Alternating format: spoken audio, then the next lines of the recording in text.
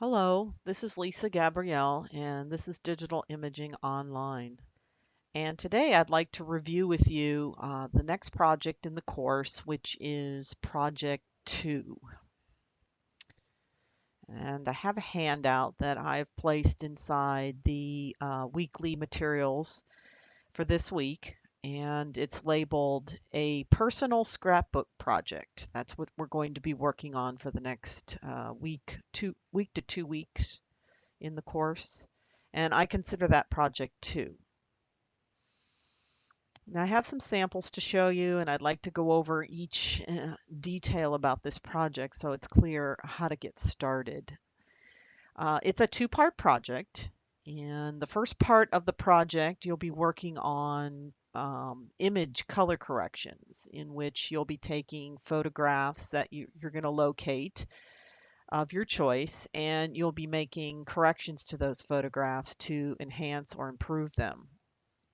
The second part, you'll be locating another um, couple of images, and for those images, you're going to be doing some image retouching and photo retouching, which is basically what they call it in the industry, photo retouching, using tools and techniques within Photoshop that will help you to enhance a photo beyond color correction. Like, for instance, you may be able to clone out a specific portion of the image or um, add uh, things to an image if you say choose. So the two parts of this project will hopefully give you a good idea of how to enhance and correct photography based on a scrapbook project. So that's basically what we're going to be doing. I'm going to jump over here and back and forth showing you different samples of previous student work as well as going over the assignment. So I'll just read from the assignment here. Students will design a scrapbook in Photoshop using personal images from their own photo collection. Black and white or color photographs can be used for this project. To begin the project, go on a image hunt for photographs that portray the following characteristics. So basically, you're going to go and locate photos. You can use your own personal photo bank. You can borrow photos from friends. You can use photos that are in a book. You can scan them in. So you have some options in which to locate your photography. Most of the time for this project, and most students will have digital photography already in some database or in some iPhoto album or what have you that they are able to use for this project. That's typically the most common scenario, but you can absolutely scan photos in from an archive or older photos that are actually in physical printed paper. You can scan those in as well. So you can use a wide variety of possibilities for photos. What I'd like you to steer away from is using photos from a phone or a low-end point and shoot camera. I'd like for these photos to be high quality.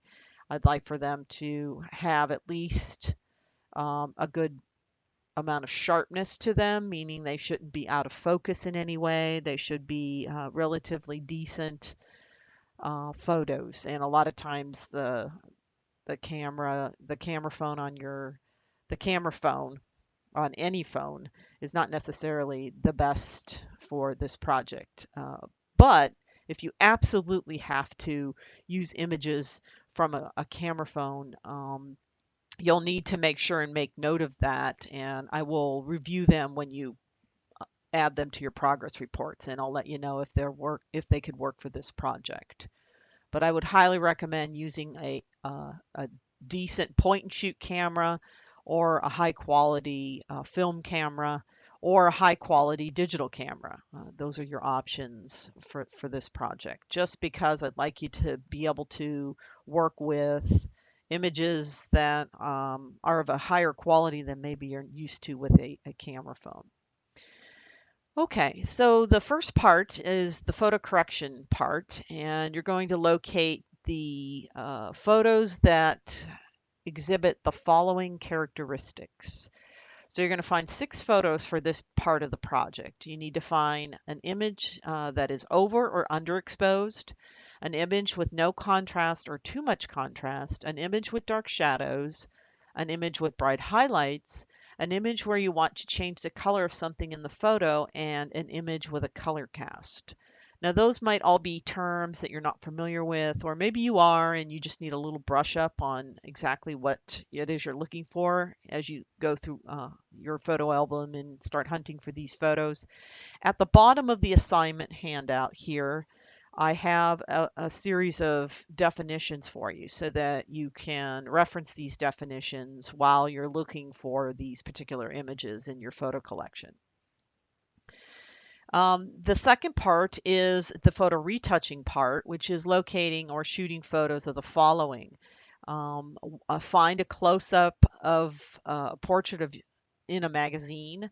Now, this is important because a photo chosen and downloaded off the internet is not the same thing. It's very, very important here that you actually find an image inside of a printed book or a printed magazine and physically scan it in. For number one, it's very important that you use a scanner and scan in this particular portrait image, okay, from a book or a magazine, because we'll be going over um, a specific technique that helps you to fix images that have been scanned in from previously printed books or magazines. So it's important that you locate this from outside the internet. It has to be in a printed form. The second one is shoot a close-up portrait of your own face with a digital camera. And, you know, that's pretty simple. Most people are familiar with doing that these days. Number 3, locate an antique photo that has been damaged or create a damaged photo.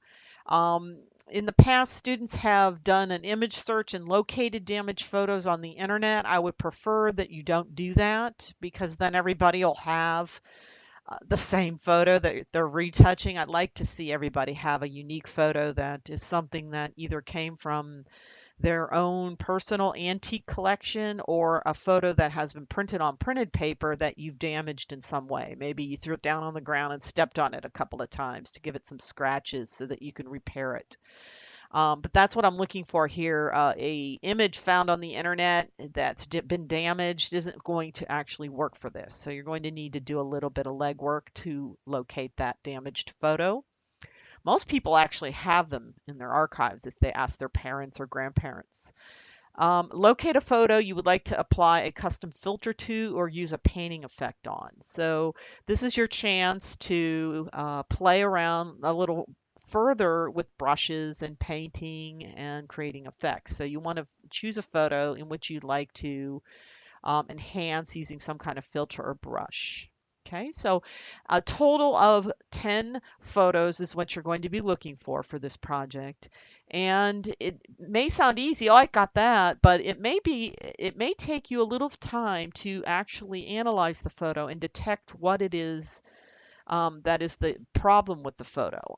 Sometimes the photo will actually have several of these characteristics in one photo. So keep that in mind as you're looking over your different options for what you choose on this project. Now, eventually you'll be putting together a custom scrapbook. And I have a couple of samples here that I'd like to show you so that you can sort of get a visual on what's been done for this in the past. So here's a couple of student projects that were finished up last spring in this class. And as part of the project, you'll be expected, and I believe in the project handout it says that, I'll jump back here, that you need to design a cover. You'll be putting together a cover for this, as well as you'll be designing a table of contents that will go inside this book. Okay? So it's important that you, I'm trying to find where I have that statement in here. Angel Final Scrapbooks. Okay, you'll be creating these in Bridge. Okay, I don't have that on here. I might have to add that in here just so that it is a reminder to you. I will put a final line in here that you will be. Oh, here it is. Students. Ah, I knew it was in here. Okay, students will design a custom cover for their scrapbook using Photoshop. So back here, here are two custom covers that were designed by students in Photoshop and using all of the tools in Photoshop and the techniques they've learned in this class. Now, what I'm looking for on these covers is that you show me what you've learned so far in the class and you're exploring and experimenting and playing with the different tools in Photoshop. Okay, so here's a couple of examples of students who have gone ahead and done that. Kind of an interesting two types of covers, utilizing a lot of the images that they had corrected for the scrapbook. Now you'll also need to have some information on the cover. For instance, your book should have a title. I mean, both of these are titled Photo Color Correction Scrapbook. That's fine. You should probably have your name on there so I know whose it is, and the course number, and then the semester you completed it in. So I believe both of these have that information. And then if I click in, drill into these even further, the second page, I'll go to this one here, has the color correction table of contents. So if I go to the first page of this scrapbook, it will show me an underexposed correction. So let's go ahead and double click that. Now disregard the number inside the PDF because that basically is just telling you the number of pages in the PDF. What I'm looking for on your table of contents is that you identify each one of these pages and what type of correction you've done on them so that as I'm grading these, I am able to assess them properly. So for this first one, page 1, the underexposed, if I double click here, here's her first page. This would be her corrected underexposed. She also labeled it in her file name, which also is very handy for me to identify where the what kind of correction you've done. So you can kind of see here was the original, and then here is the corrected version side by side. So you'll be creating this scrapbook, and if I just go ahead and double click through here, you could see you will have two images per page, and each image will show the original, or each page will show the original and then the corrected version of the photo. So you can kind of see the progress of the correction. Here's another one. And you can kind of see how useful learning color correction can be, because I'm sure you have a plethora of photos at home that possibly need some kind of correction along the lines of one of these types of corrections you'll be learning in this class. So it can be very useful for you outside of this project. So really try to focus in and grasp this material because it could be quite useful for most people after they finish the class. Here's a really good example of a highlight and then how she corrected that highlight. So you can kind of see, even though her face over here looked really blown out and white, there still is quite a bit of image detail once you do a color correction. Same here. This would be a shadow, so this would be an image with a really dark shadow on it, and then this is her color corrected image after she's manipulated it. This one here is a, let's see, that would be page 2. That's her no contrast. So this is her kind of lack of contrast, and this is her adding contrast to the photo, and you can really see how the facial features pop out. The colors of her shirt really pop out. It really enhances the photo. Okay, if I double click, we'll just go through here and sort of look at these. Now keep in mind as you're doing color corrections for this project, a lot of times color corrections are very subtle and not very drastic. And a lot of times that's one of the things that trips students up because they think they have to do some really big process to the image to get it to look good, but really it's a subtle effect. Now here's the example here of the portrait from a magazine. So she basically just put the magazine down on a scanner and scanned it in. That's exactly what I'd like you to do. Here's her portrait shot with a handheld camera. And here's her damaged photo. So you can kind of see she has a photo here that sort of accidentally got ripped, or maybe she actually damaged it. You can sort of see it has several rips here down through the center of the image. And then over here is the corrected version of this damaged photo. And then finally, her image that she wanted to add a specific Photoshop filter to. So in essence, that's your scrapbook. And here's another example of another cover design. His table of contents is not necessarily as, I guess, visually exciting as hers. She added a little of design to hers, which I'd really like to see you do.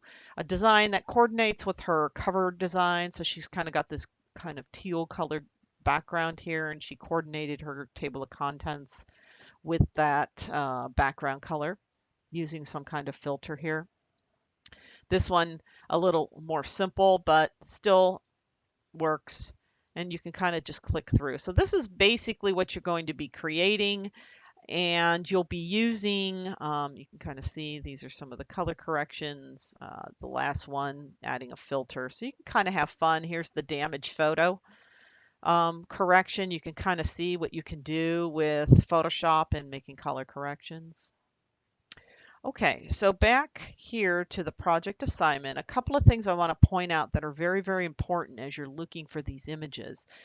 The first thing is, and as you create your progress reports for this project, just like the previous project, Project 1, the digital map painting, where you had to produce a project report each week, we'll be doing the same thing with this project.